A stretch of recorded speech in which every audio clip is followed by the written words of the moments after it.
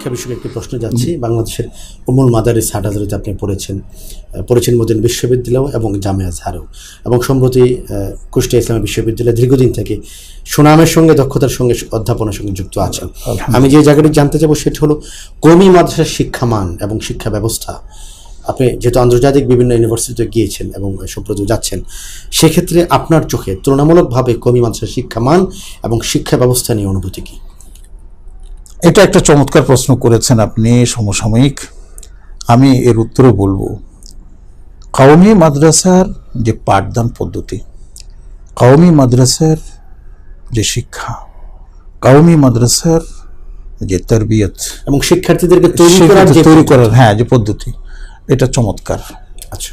এবং তাদের জন্য এটা অবশ্যই তাদের জন্য এটা গ্রহণযোগ্য এবং তাদের জন্য এটা অত্যন্ত উপযোগী। একটা জিনিস আমাদের মনে রাখতে হবে, মাদ্রাসাগুলোতে যারা পড়তে যায় তারা কেন পড়তে যায়, কি উদ্দেশ্য নিয়ে যায়? তারা কি ডাক্তার হতে যায়? তারা কি ইঞ্জিনিয়ার হতে যায়? তারা কি আপনার এই বাংলা সাহিত্য বা ইংরেজি সাহিত্য পড়তে যায়?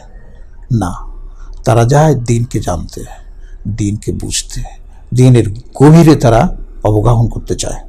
আর সেই কাজটাই কওমি মাদ্রাসা করছে।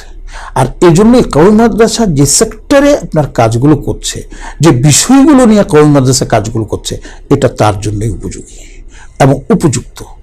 এখানে যদি কেউ বলেন যে সেখানে আধুনিকায়ন নাই, আমি বললো ঠিকই আছে। আধুনিকায়ন বলতে আপনি কি বুঝেন?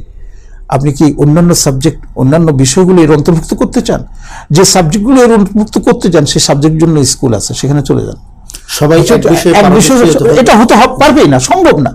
আপনি দেখুন কি জানি বলেন, আমাদের স্কুল কলেজগুলোর সিস্টেমটা কি, শুরু থেকে প্রাইমারি লেভেল পর্যন্ত একরকম, ক্লাস 8 পর্যন্ত আরেক রকম, ক্লাস 10 পর্যন্ত আরেক রকম, এরপর আস্তে আস্তে ভাগ হয়ে যাচ্ছে, আর্টস, কমার্স, সায়েন্স ইত্যাদি ইত্যাদি।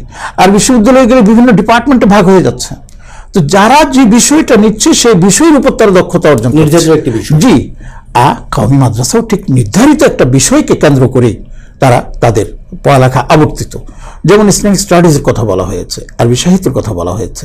হ্যাঁ, ইসলামিক স্টাডিজ হচ্ছে সম্পৃক্ত, রিলেটেড যে সমস্ত বিষয়গুলো আছে, যেমন হাদিস, যেমন ফিকহ, যেমন ইফতা, যেমন আপনার কি যেমন সাহিত্য, এগুলো তারা চমৎকারভাবে এই সবগুলো কাজ আঞ্জাম দিয়ে যাচ্ছে।